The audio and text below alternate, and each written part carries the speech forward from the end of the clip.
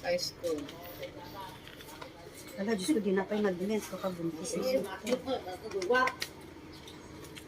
Dama lang.